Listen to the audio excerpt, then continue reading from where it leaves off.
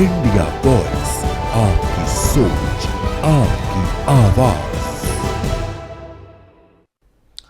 नमस्कार, मैं हूं पुष्पेंद्र चौधरी और आप देख रहे हैं इंडिया वॉइस। समय हो चला है रिपोर्टर लाइव का, जहां हमारे संवाददाता ग्राउंड जीरो से हर खबर आप तक पहुंचाते हैं। तो पहली खबर का रुख कर लेते हैं। खबर गुजरात से है, जहां अहमदाबाद में आज एक बड़ा विमान हादसा हो गया। आखिर कैसे हुआ हादसा, बता रहे हैं हमारे संवाददाता राहुल पांडे।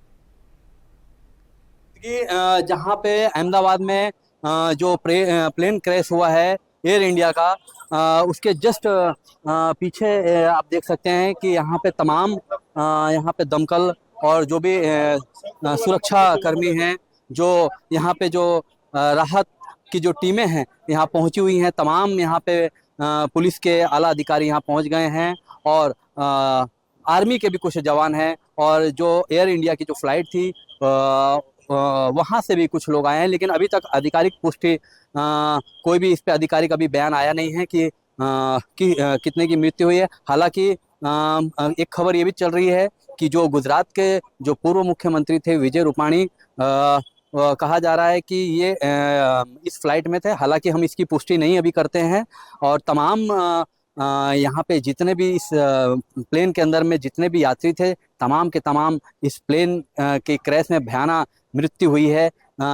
जो बॉडी हैं वो तमाम शिनाख्त नहीं की जा रही है, वो परिस्थिति यहाँ पे देखी जा रही है। खास करके यहाँ की जो स्थानीय जो यहाँ पे जो विधायक वगैरह हैं वो भी यहाँ पे पहुँच गए हैं। आप देख सकते हैं मेरे पीछे यहाँ पे तमाम जो सुरक्षा के जो इंतजाम किए जा रहे हैं। तमाम यहाँ पे आप देख रहे हैं कि NSG की टीम कमांडो भी पहुंची हुई है। ये जो आप देख सकते हैं यहाँ पे जा रहे हैं, और NDRF की भी टीम यहाँ पहुंची है। खास करके यहाँ पे जो स्थानिक लोग हैं वो भी आके यहाँ पे लोगों को बचाने की कोशिश कर रहे हैं। अखिलेश यादव ने पार्टी में कई बड़े बदलाव किए हैं। यूपी में सिर्फ एक जिला छोड़कर सपा के सारे जिलाध्यक्ष हटाए गए हैं। खबर पर ज्यादा जानकारी दे रहे हैं संवाददाता मोहम्मद आसिफ। यूपी में बड़ा एक्शन देखने को मिला है। सपा प्रमुख अखिलेश यादव के निर्देश पर कुशीनगर जिले को छोड़कर यूपी के हर जिलों की कार्यकारिणी भंग कर दी गई है। अब नए सिरे से मेहनतकश लोगों को नई जिम्मेदारी सौंपी जाएगी। दरअसल लोकसभा चुनाव के बाद समाजवादी पार्टी का जोश देखने लायक रहा। लोकसभा में 37 सीटों पर कब्जा कर एक इतिहास समाजवादी पार्टी ने लिखा। लेकिन उपचुनाव की बात करें तो 10 सीटों में से 2 ही सीटों पर सपा को सिमटना पड़ा। इसके पीछे यह माना गया कि समाजवादी पार्टी के नेताओं और कार्यकर्ताओं ने कोई काम नहीं किया। लगातार कई जिलों से सपा प्रमुख अखिलेश यादव को सूचना मिल रही थी कि पदाधिकारी, जिलाध्यक्ष व विधानसभा प्रभारी निष्क्रिय हैं। इसको लेकर सपा प्रमुख अखिलेश यादव ने मंथन किया और पंचायत चुनाव के साथ साथ 27 के रन की तैयारियों को लेकर एक नई ऊर्जा के साथ नई कमेटी गठित करने का निर्णय लिया। आज सपा प्रमुख अखिलेश यादव ने कुशीनगर जिले को छोड़कर यूपी के सभी जिलों के विधानसभा प्रभारी, जिला अध्यक्ष व कार्यकारिणी के सदस्यों की इकाई पूरी तरह से भंग कर दी। हालांकि जिस तरीके से दावा किया जा रहा है कि 27 के रण और पंचायत चुनाव में समाजवादी पार्टी एक परचम लहराने की कोशिश में लगी हुई है, लेकिन कहीं न कहीं सपा प्रमुख अखिलेश यादव के इस फैसले से सपा में बगावत के सुर भी उठ सकते हैं, क्योंकि एक साथ इतनी बड़ी संख्या में जिला अध्यक्षों को हटाया जाना और नई कार्यकारिणी को लेकर मंथन करना कहीं न कहीं रार भी पैदा कर सकती है। फिलहाल समाजवादी पार्टी के सूत्रों का कहना है कि जिस तरीके से चुनाव की तैयारियों को लेकर समाजवादी पार्टी प्रमुख अखिलेश यादव ने पदाधिकारियों को अहम निर्देश दिया था, लेकिन यही पदाधिकारी सिर्फ फोटो खिंचाने तक सीमित रहते थे और जेल में न जाकर मठाधीशी करते थे। यही वजह है कि सपा प्रमुख अखिलेश यादव ने कार्यकारिणी भंग कर दी है। फिलहाल नई कार्यकारिणी में कौन कौन से चेहरों को तरजीह दी जाएगी, यह देखना बाकी है।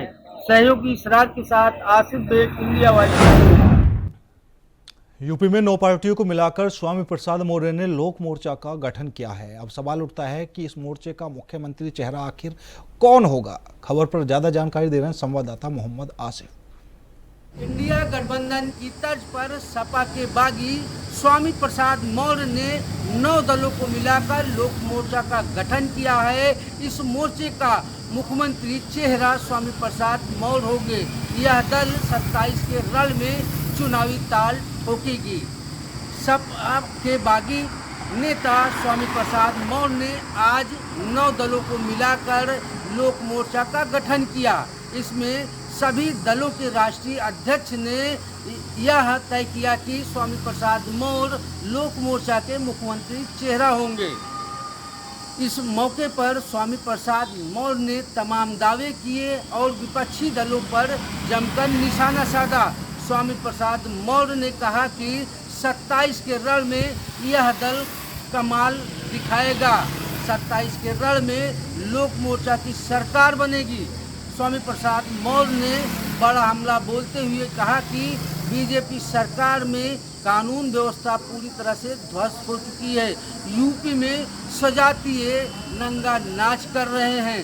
स्वामी प्रसाद मौर्य ने कहा कि 140 करोड़ की आबादी में 80 करोड़ की जनता 5 किलो राशन पर निर्भर है। 80 करोड़ जनता के सपने पूरे नहीं हो रहे हैं।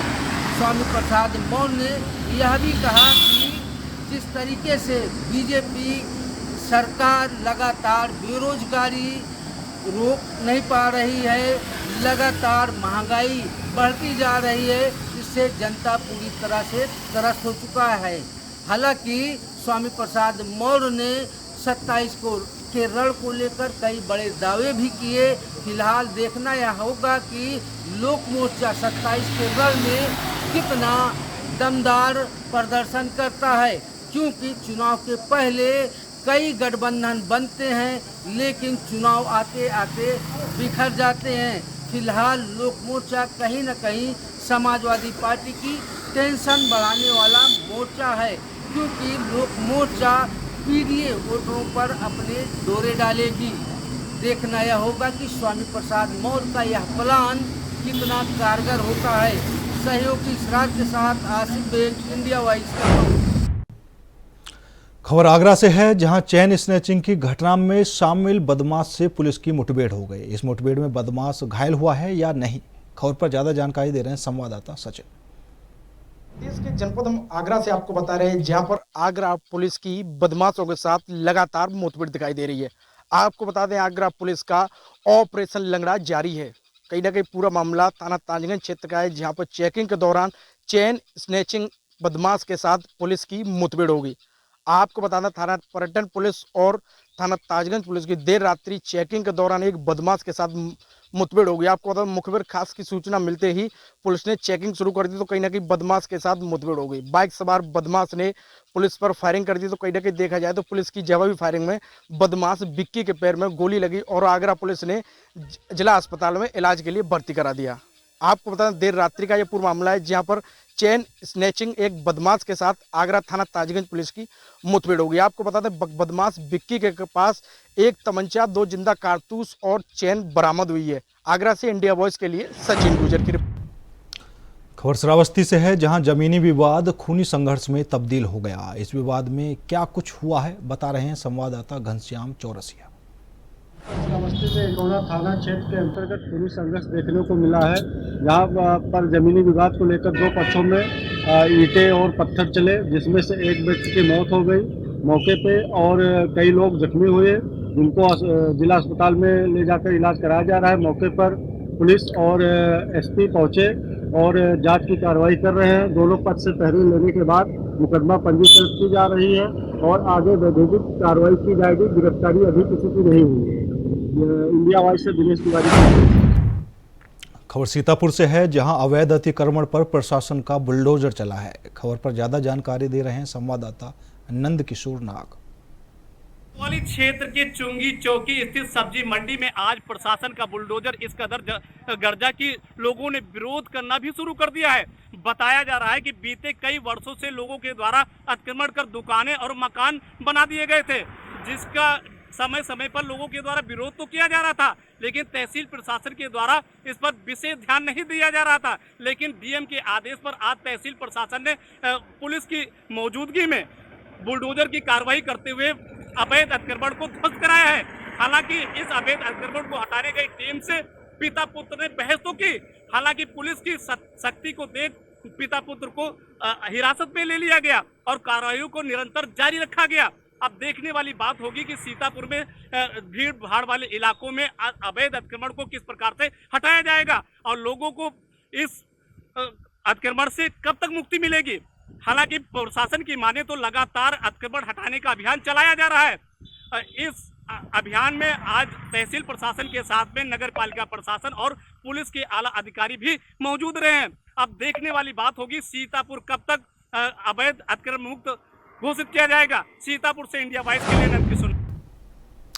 खबर गाजियाबाद से है, जहां सूटकेस में महिला का शव मिलने से इलाके में हड़कंप मच गया। इस मामले में बड़ा खुलासा हुआ है। क्या कुछ खुलासा हुआ है, बता रहे हैं संवाददाता प्रथम चौधरी। बॉर्डर में सूटकेस में मिली महिला की लाश के मामले में पुलिस ने आज सनसनीखेज खुलासा किया है। आपको बता दें कि मृतक कविता की हत्या उसके ससुर और 2 देवरों ने मिलकर की। घरेलू कलह के बीच 9 जून को एक मामूली झड़प में हिंसक रूप ले लिया। गुस्से में आकर देवर सुमित ने कविता की गला घोंटकर हत्या कर दी। वहीं ससुर हरवीर और छोटा देवर गुड्डू ने भी देवर की मदद की। इसी के साथ शव को गुलाबी चद्दर में लपेटकर सूटकेस में बंद किया और मोटरसाइकिल से भैटा नहर के पास गाजियाबाद में फेंक दिया गया। पुलिस ने तीनों आरोपियों को गिरफ्तार कर लिया है और आगे की कार्रवाई जारी है। गाजियाबाद से मैं प्रथम चौधरी, इंडिया वॉइस। खबर मेरठ से है, जहां फायरिंग के आरोपी से पुलिस की मुठभेड़ हो गई। मुठभेड़ में आरोपी को गोली लगी है, बता रहे हैं संवाददाता शाहरुख सैफ। देश की योगी सरकार अब जीरो टॉलरेंस नीति पर काम कर रही है। इसी के चलते मेरठ पुलिस प्रशासन अब मुस्तैद नजर आ रहा है। पुलिस प्रशासन ने अब मेरठ में 3 बड़े एनकाउंटर किए हैं, जिसमें 48 घंटे के अंदर ये एनकाउंटर किए गए हैं। थाना लोहिया नगर क्षेत्र में 2 एनकाउंटर हुए हैं और एक थाना निशाड़ी के क्षेत्र में किया गया है, जिसमें एनकाउंटर में 2 हिस्ट्री शीटर भी घायल हुए हैं। पुलिस ने तीनों को मुठभेड़ के बाद गिरफ्तार किया है। पुलिस का सीधा बदमाशों से कहना है, या तो अपराध छोड़ें, नहीं तो उत्तर प्रदेश छोड़ें। इसी के चलते देर रात मेरठ पुलिस ने एक सलमान अपराधी नाम के युवक को मुठभेड़ में गिरफ्तार किया है। बताया जा रहा है कि सलमान ने कुछ दिन पहले एक निजी कार्यक्रम में एक युवक के साथ मारपीट करने के बाद उसके गोली मारी थी, जिसमें युवक गंभीर रूप से घायल हो गया था। पुलिस ने इस मामले का संज्ञान लेते हुए 4 लोगों पर नामजद मुकदमा किया था। इसी के चलते रात सलमान को गिरफ्तार कर लिया है और उसका साथी दानिश मौके से फरार हो गया है। पुलिस अब अन्य साथियों की तलाश में जुट गई है। मेरठ से इंडिया वॉइस के लिए शाहरुख सैफ। खबर मथुरा से है, जहां पुलिस ने आगरा मथुरा हाईवे बॉर्डर पर कैमरे लगाए हैं, जिसके जरिए हादसे की जानकारी जल्द हो सकेगी। खबर पर ज्यादा जानकारी दे रहे हैं मोहम्मद फारूक। NH 19 पर अब आराम से चलना होगा, देखकर चलना होगा। कोई भी किसी वारदात को अगर अंजाम देता है, उसको CCTV कैमरे की नजर में अब रखा जाएगा, क्योंकि NH 19 पर मथुरा से लेकर रायपुरा जाट तक CCTV कैमरे लगा दिए गए हैं। खुद थाना हाईवे प्रभारी संजय पांडे और तमाम लोग जो है CCTV कैमरे कल लगवाते हुए नजर आए। कोई भी व्यक्ति अगर किसी भी वारदात को अंजाम देता है या NH 19 पर तेज गति से चलता है या कोई अन्य गतिविधि करता है, तो वो CCTV कैमरे की जद में आ जाएगा। ये एक नई पहल है। NH 19 पर जब कैमरे लग जाएंगे तो ओवर स्पीडिंग और तमाम जो घटनाएं होती हैं, उनको लेकर भी अब उनके खिलाफ कार्रवाई अमल में लाई जाएगी। इसको लेकर जिला प्रशासन और पुलिस ने अपनी जो गतिविधियां तेज कर CCTV कैमरे आगरा मथुरा बॉर्डर तक लगवा दिए हैं। इंडिया वॉइस के लिए मैं मोहम्मद फारूक मथुरा। खबर कौशाम्बी से है, जहां 8 साल की मासूम बच्ची के साथ हुए कथित दुष्कर्म मामले में गुरुवार को समाजवादी पार्टी का 8 सदस्यीय डेलीगेशन पीड़ित के घर पहुंचा। खबर पर ज्यादा जानकारी दे रहे हैं संवाददाता इंतजार रिजवी। कौशाम्बी में 8 साल की मासूम बच्ची के साथ हुए कथित रेप मामले में बृहस्पतिवार को समाजवादी पार्टी का 8 सदस्यीय डेलीगेशन परिवार के घर पहुंचा और पीड़ित परिवार से मिलकर ढांढस बजाया। डेलीगेशन ने घटना के बाबत परिवार से जानकारी ली। घटना की पूरी जानकारी सपा मुखिया अखिलेश यादव को सौंपेंगे। डेलीगेशन में शामिल कानपुर के पूर्व सांसद राजा रामपाल ने मीडिया को बताया कि पुलिस ने पहले जो मुकदमा दर्ज कर कार्रवाई की है वो सही थी, लेकिन उसमें प्रभाव डालने के लिए जिस तरह से साजिश करके सही काम करने वालों के खिलाफ दबाव बनाकर उनको सस्पेंड करा दिया गया। अब जिस तरह से घटना को मोड़ देने का काम किया जा रहा है वह स्वयं साजिश अपने आप में उजागर करती है। आत्महत्या करने वाला आदमी अपने पेट पर लिख नहीं सकता।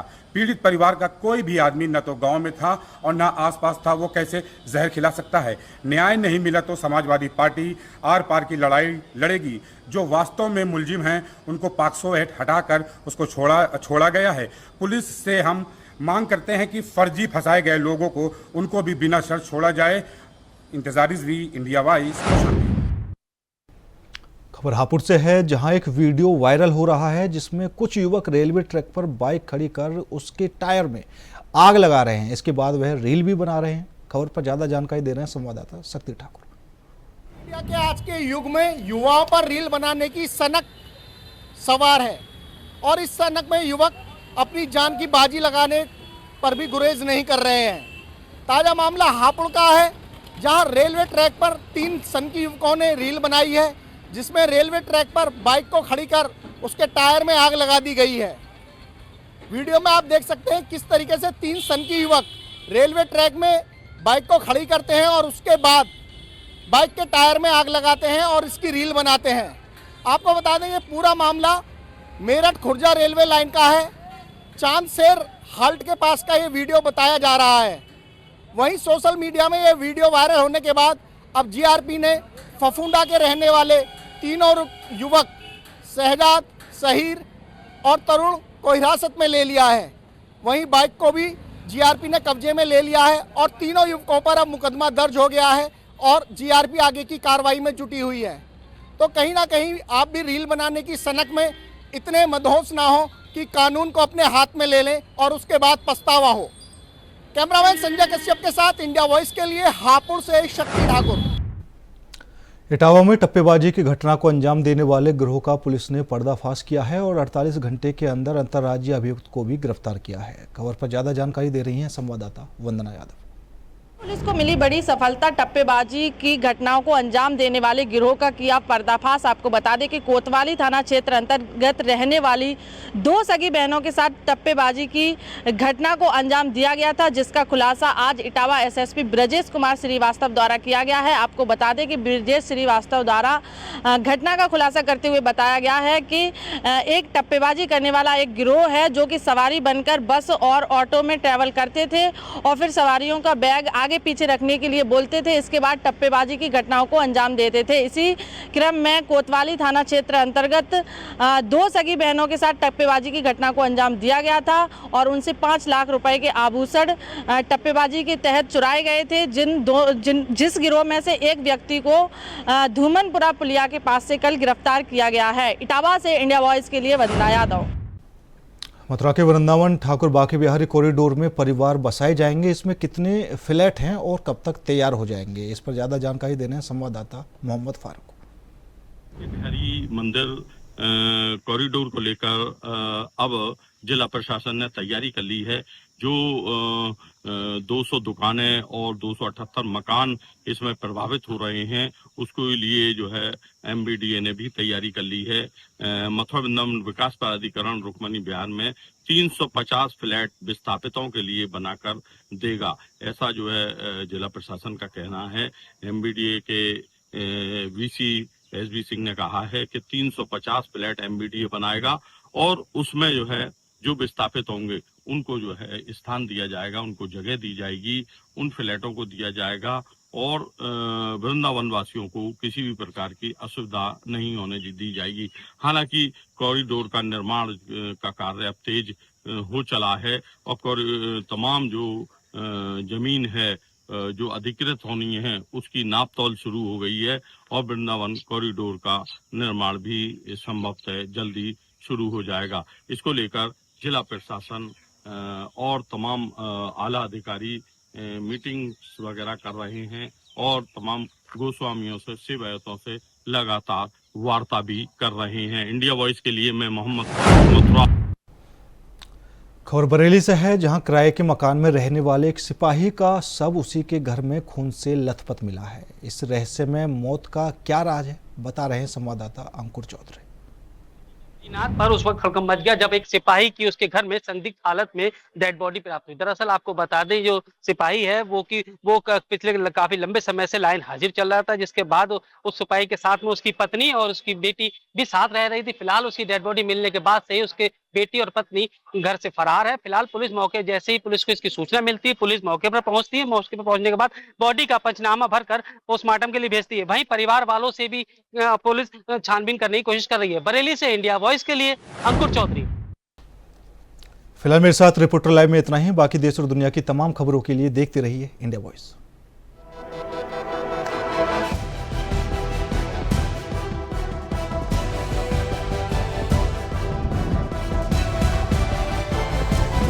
इंडिया वॉइस, आपकी सोच, आपकी आवाज।